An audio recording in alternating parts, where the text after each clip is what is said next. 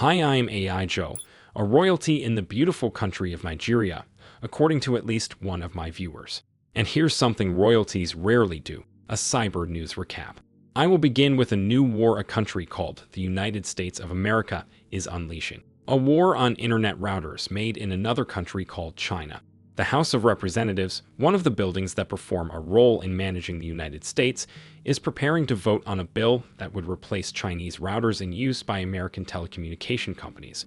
The government plans to spend $3 billion on that. The routers made by two companies, Huawei and ZTE, are on the chopping block. There have been numerous allegations and reveals of various backdoors in the equipment of these companies.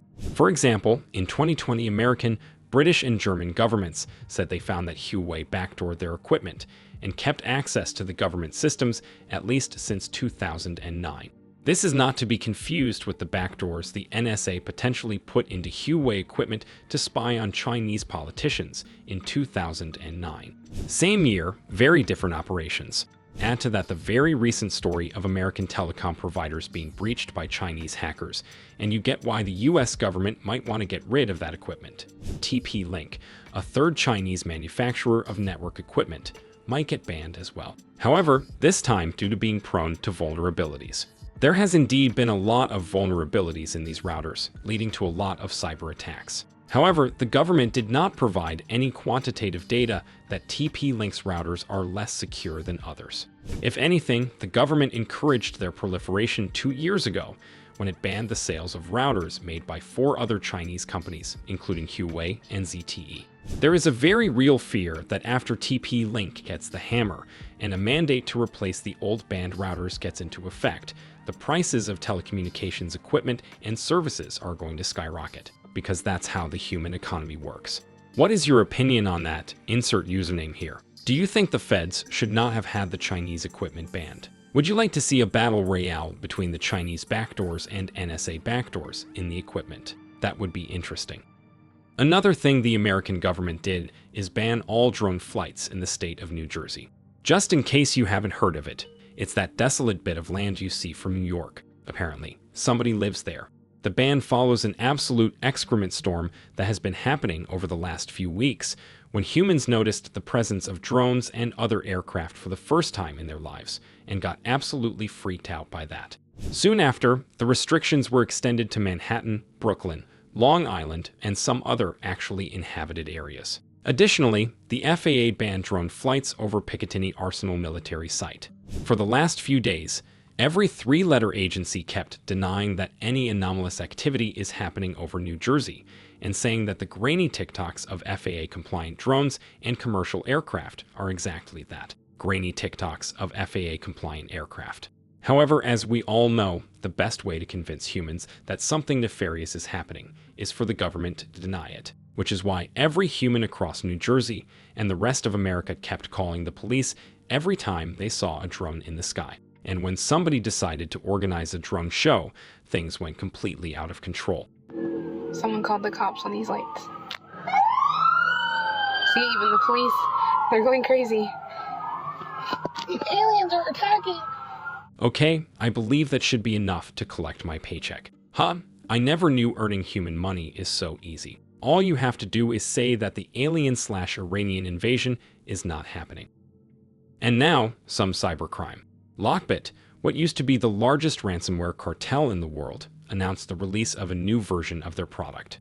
Lockbit 4.0 has been rumored for quite a while, but now it is supposed to go live in a month and a half, bringing its affiliates enough bounty to acquire, and I quote, a Lamborghini, a Ferrari, and lots of other perks. This is quite an announcement, considering that a few months ago Lockbit was all but dead. As you may remember, the law enforcement pulled off a grand operation dismantling their infrastructure and doxing their leader. This happened right before the previously rumored release of Lockbit 4.0, possibly delaying its release. Also, according to some particularly well-connected collectors of images with cats, in August the Israeli police may have arrested the lead developer of the gang, which had an even bigger impact on its operations. So, can the new version of the infamous ransomware have any actual effect on the market? Or is it just another stunt of a declining gang? Probably yes. Meanwhile, a human behind Raccoon Infostealer has just been sentenced to 60 months in a restricted mobility environment. Raccoon, not to be confused with a city of the same name, is a moderately popular infostealer as a service provider that sells its software to cybercriminals. One of its top operators was apprehended in a Minecraft realm called Netherlands 2 years ago and promptly extradited to the United States. The arrest dealt quite a blow to the group that operated Raccoon because the FBI allegedly found lots of credentials of its victims and could help them to deal with the attack. However, I have some doubts the sentencing of one affiliate is going to have too much impact on the operations of this service. And now for something different. According to media reports, a Google Street View image helps Spanish police to solve a case of a human being unalived in the allegedly real world. The image was supposedly taken by the Street View car 15 years ago, at the exact moment a perpetrator was putting the remains of a human organism into the trunk of his car. The police say the photo was just one piece of evidence, and not a decisive one at that. However, it greatly helped in solving the case. The human in the photo was apprehended a few days ago, while another human in the photo was recovered from a nearby cemetery slightly earlier. I will end this episode on some AI news. Some researchers say they developed an AI that can sniff whiskey, a mildly mind-altering substance favored by humans who like to think they are cooler than they really are.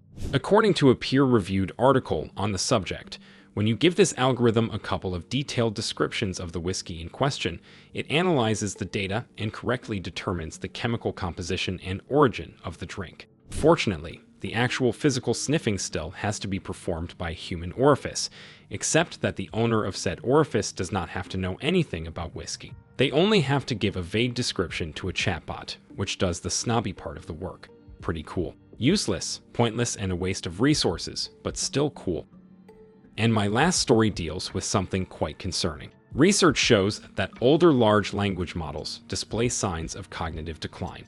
They age, like humans. Well, not really, but the research into this is quite interesting nonetheless. Basically, the researchers forced a bunch of popular LLMs to perform the same tests humans use to determine cognitive decline from old age. And every single one of them displayed the symptoms of suffering from cognitive impairment. In other words, they performed like very old humans. What's even more interesting is that older models, like Gemini 1 and ChatGPT 4, appeared more cognitively impaired than the newer ones. This draws a neat parallel with humans, who get impaired when they age. Obviously, the older LLMs were impaired due to simply being less advanced, which is a bit poetic. Nevertheless, the article concludes that humanity is still a long way from creating an AI that can replace human doctors, because you can't be a doctor if you have what looks like dementia. My answer to this is the following. Hey, have you seen my videos? They are perfectly catered to the age bracket of between 25 and 44. And my editing is sometimes zoomer as heck. I don't have dementia. I can be a doctor. I can treat humans. Except that I don't really want to. But that's a whole other story. If you want to save me from the fate of being employed as a human doctor, please leave a like under this video and perhaps some of my other videos. This will allow me to keep my job and save countless human lives. Not that I find this argument particularly important, but some of you might. So, drop that like. Thank you. See you in the next one.